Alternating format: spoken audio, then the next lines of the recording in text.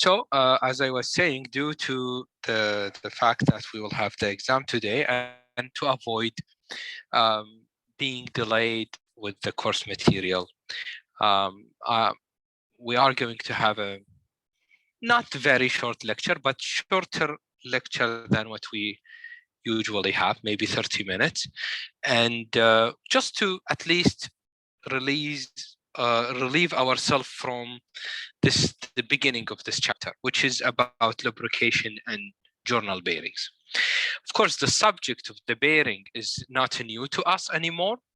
And the only difference is, what's the story? Why did we have chapter 11 for bearings? And if you recall, that chapter was for rolling contact bearing. That's what we call them.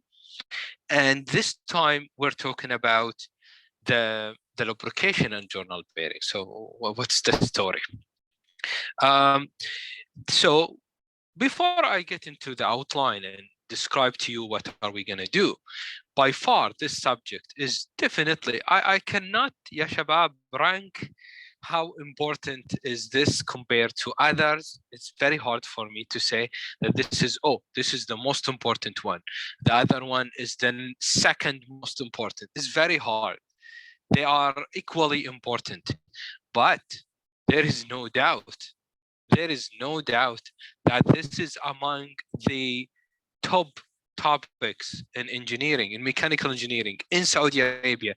And it is actually a very wrong statement to say on Saudi Arabia, because you cannot, I don't think you can name one country in the world where there is no steam turbine or there is no gas turbine. And you know what?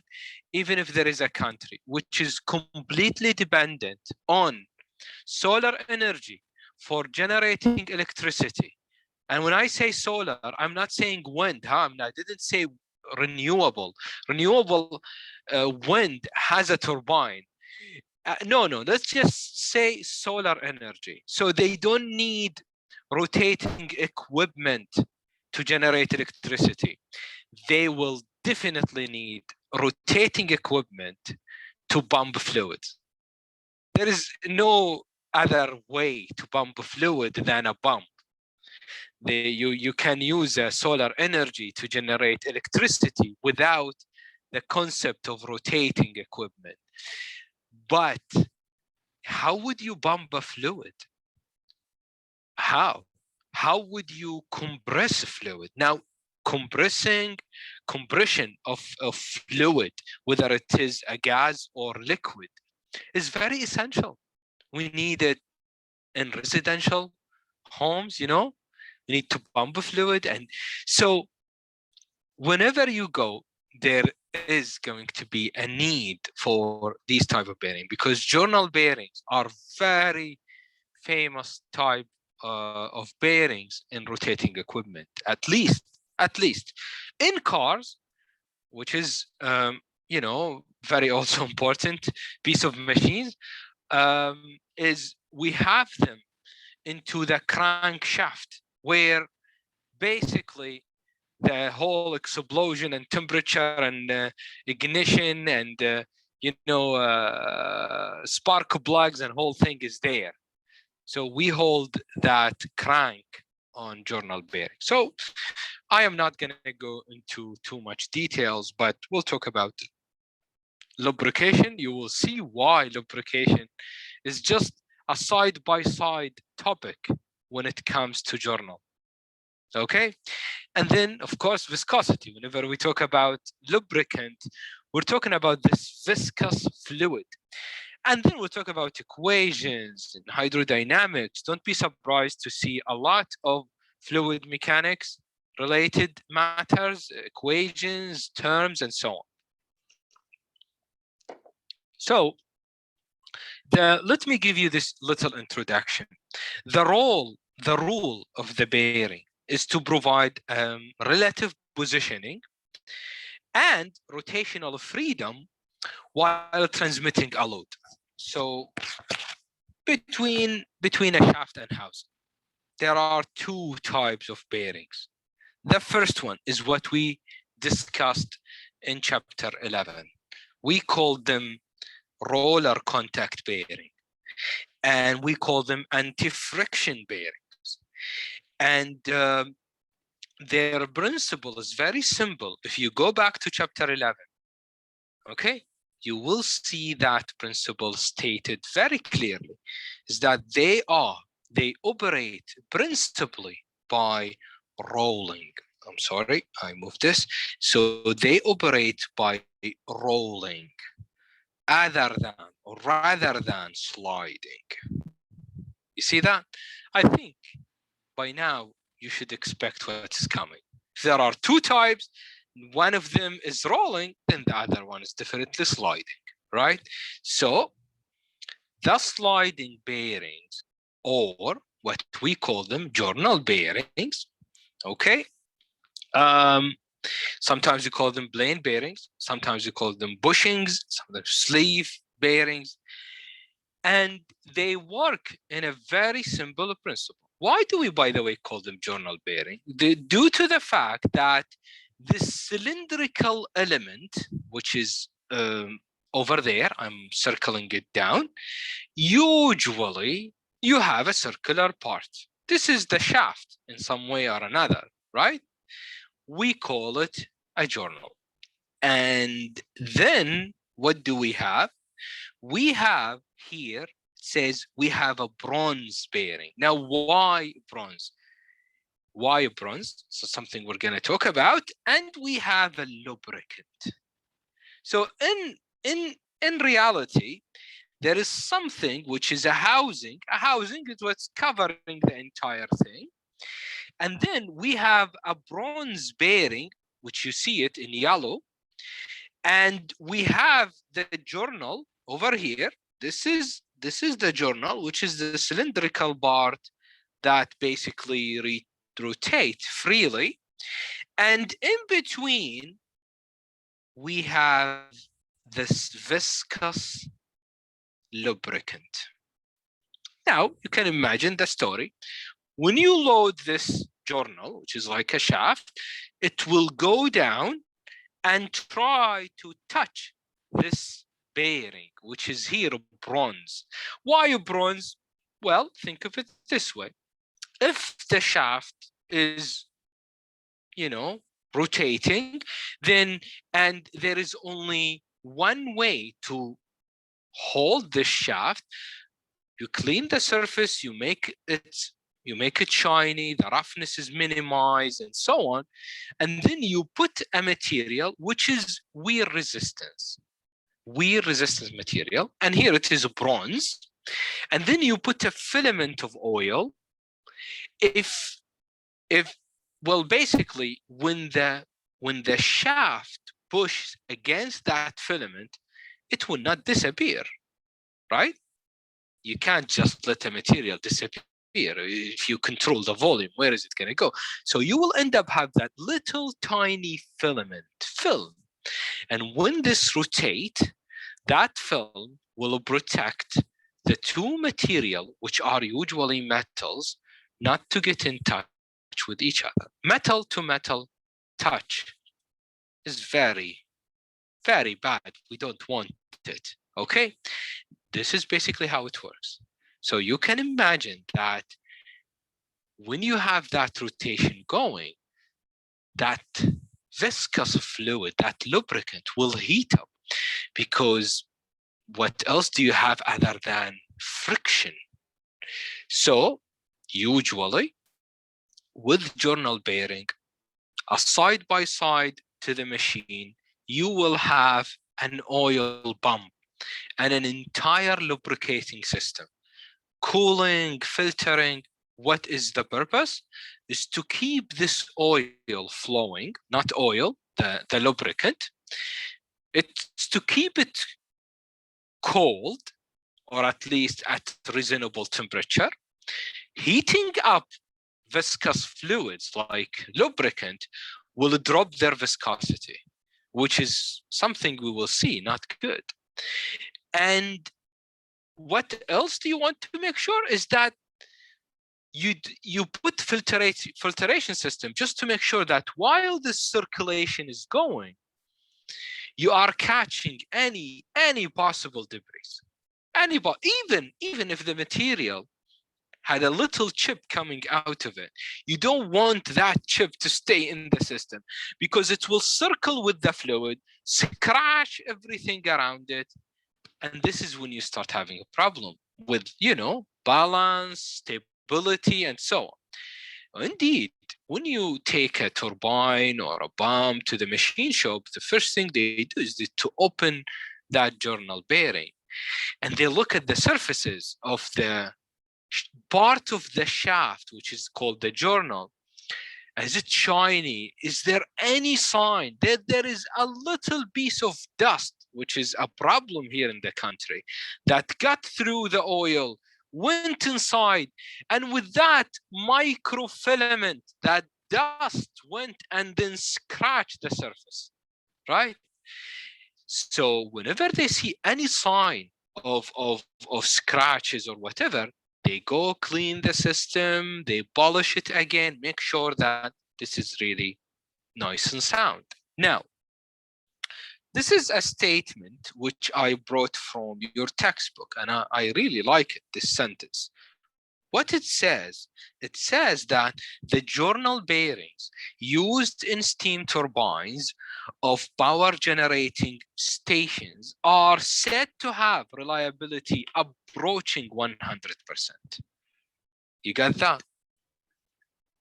Why is that?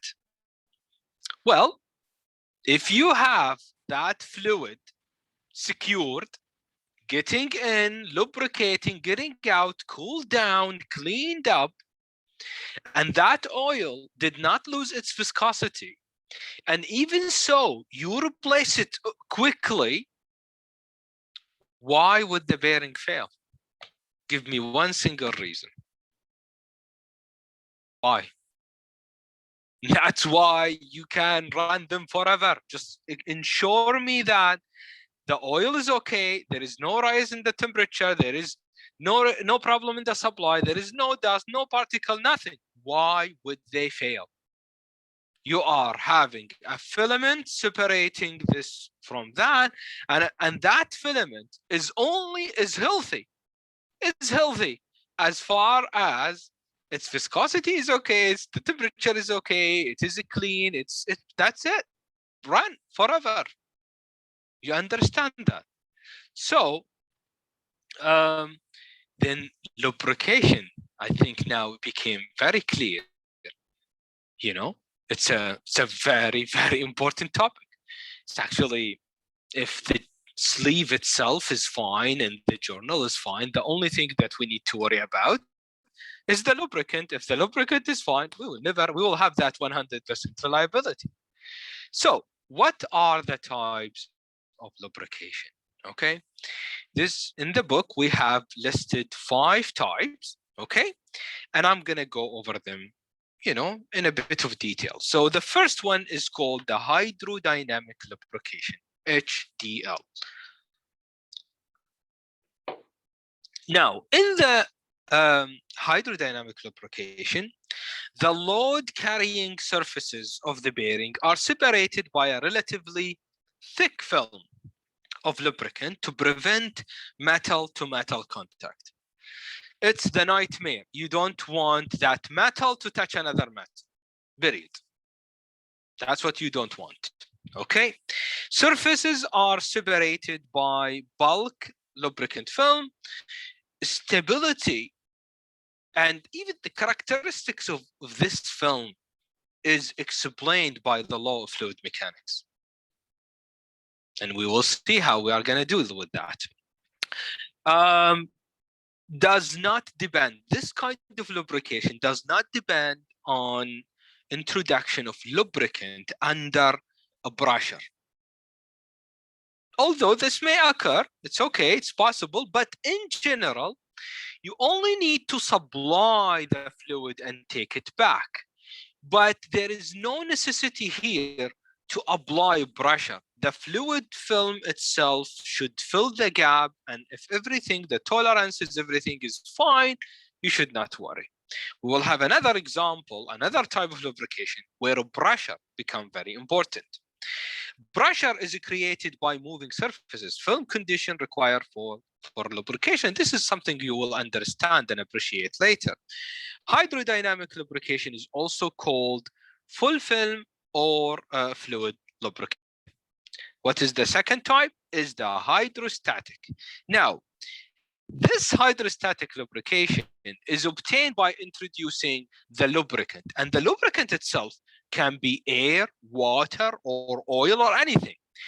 And you need to push that fluid, that lubricant, with a pressure to make sure that the two surfaces are separated. This is, of course, used in low speed, light load applications. The best example, which by the way doesn't involve bearing in that sense, is just as an example of air lubricant kind of surface, is the air hockey, ya shabab? Is that right? Am I saying it right? If you have this game where two players, this is the platform is full of tiny little holes, and when you switch it on air, you can hear it. You can hear it. The air hockey, yeah. Did I say something else? I'm not sure. All right, so it's the air hockey. This is the disc, and the two player will hold these, okay, and you basically going to try to hit that disc. The disc is floating, and it's all because these little holes are being pressurized, and there is this little air flyer which simulates like a frictionless surface. You understand that? Now, that is the other one, is the hydrodynamic. This kind of lubrication happens whenever we have surfaces that are by nature in rolling contact, just like the rolling bearing. The ball itself rolls around the trace. There is an oil, and as it rolls, that oil is providing this layer of lubrication. Gears, there are gears, where most of the gears in the differential and other, they are actually submerged inside oil, and the oil there basically serve like a an hydrodynamic lubricant. So the whole concept here is two mating gears or rolling bearings. Now, the boundary or thin film lubrication, this is, in my opinion, it's a type, but it's like a phenomenon. So this is something that happens during lubrication. So if you have a hydrodynamic lubrication, you may transfer from that type to this type, which is called the boundary lubrication, over time, not suddenly. So it's like something that happens, it's a phenomenon. Okay, so when does this happen or occur? When there is insufficient surfaces or surface area, when there is a drop in the velocity of moving surfaces, when there is a falling of the quantity, so you are not delivering enough lubricant, when there is an increase in the load, okay, of the bearing load, or rise in the temperature, which decreases the viscosity, as we are going to see later, then you might end up having this mix between a hydrodynamic lubrication and transition to a boundary. In boundary lubrication, all of these possibility that might cause this to happen, you might end up with a very thin layer, as described in the book, measured in molecules. Okay, and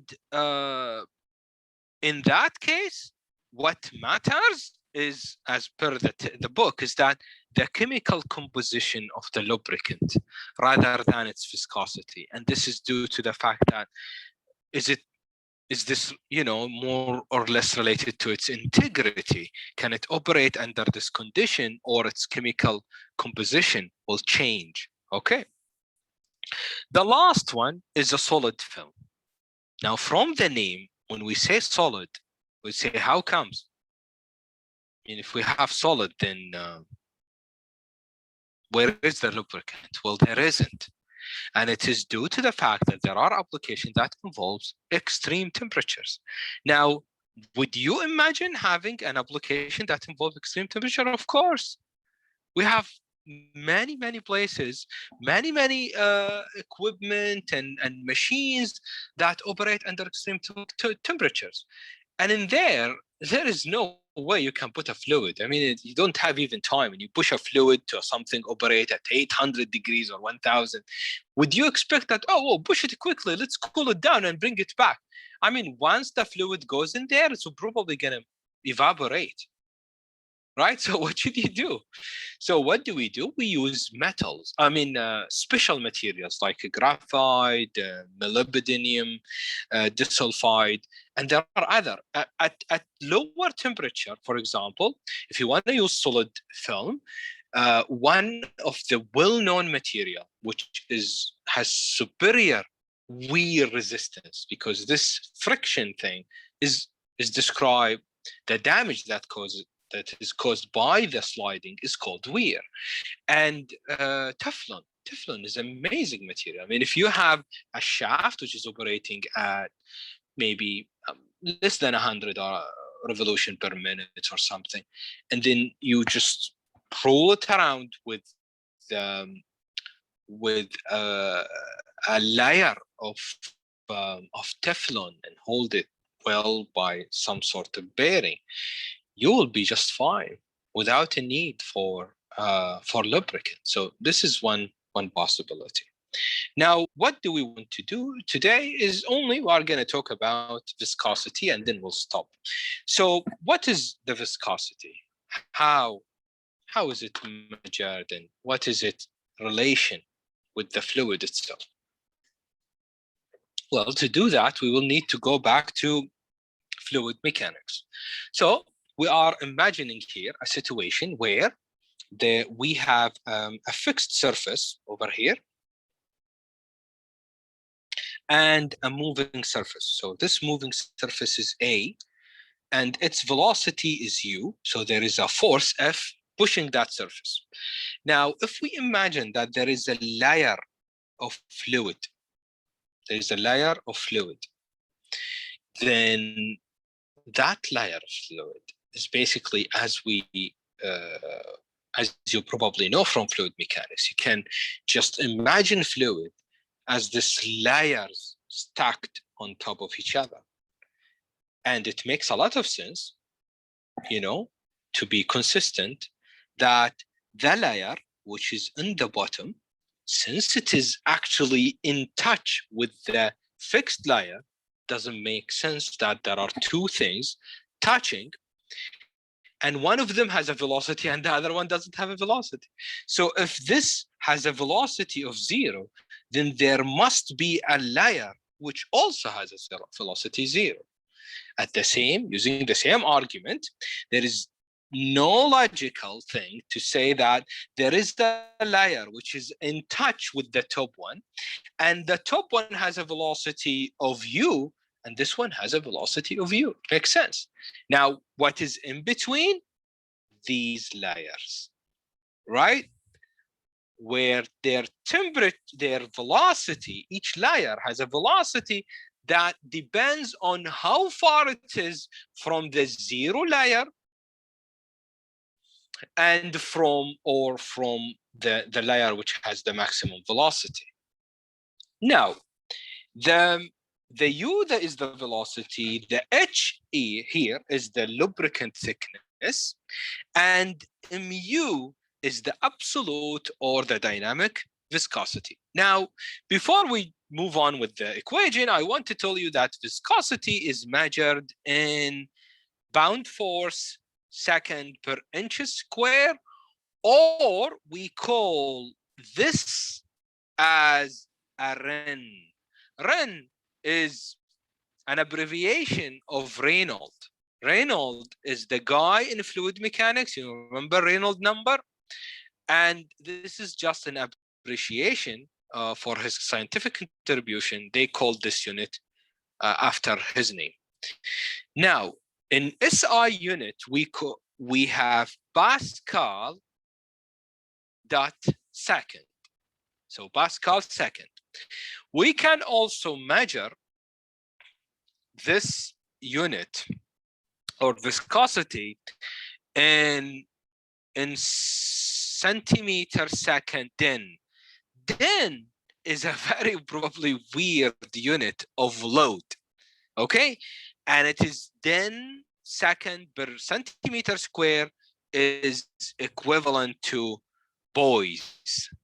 And most of the time, people do not use boys, they use centipoise, CP.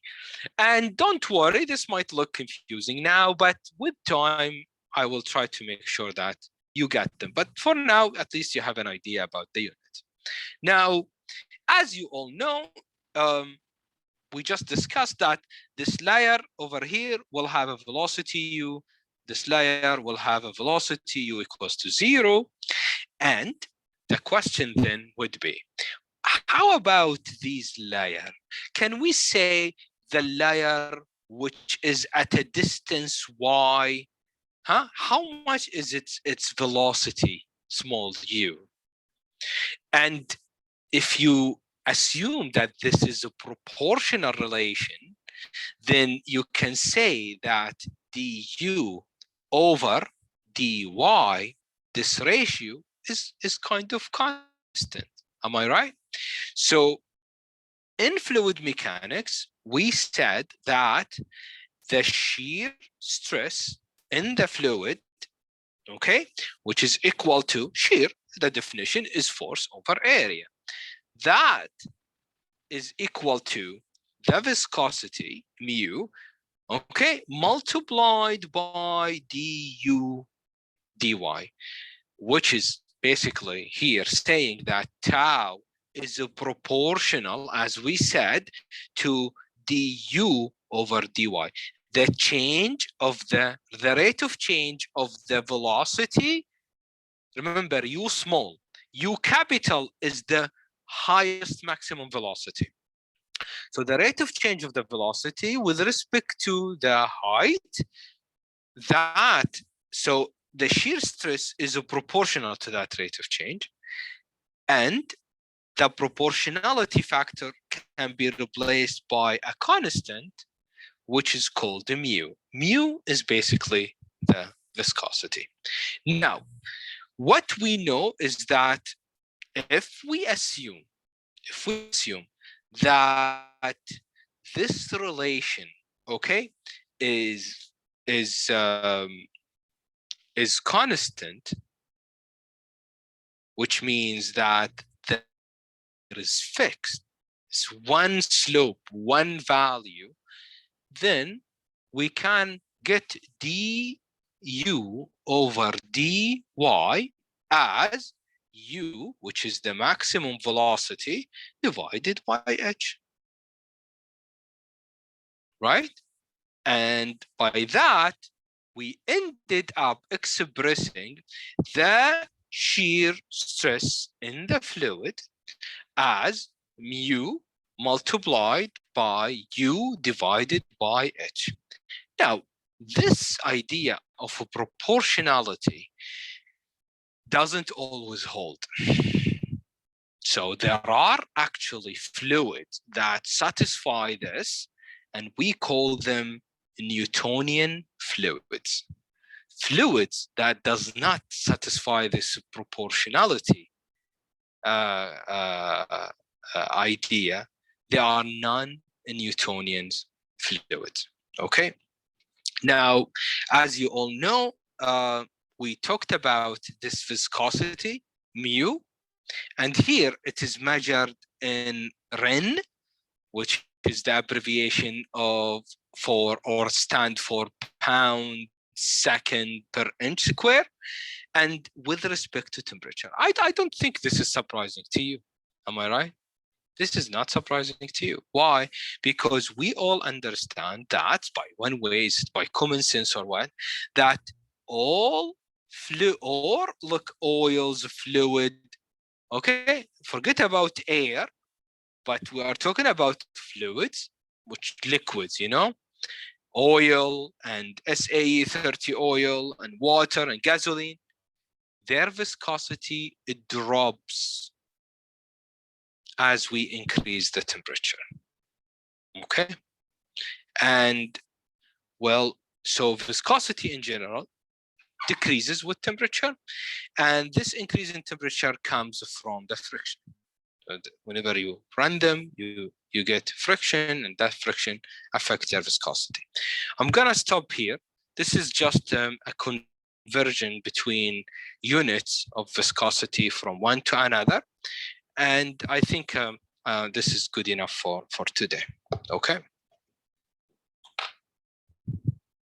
Doctor, I have a question regarding the quiz.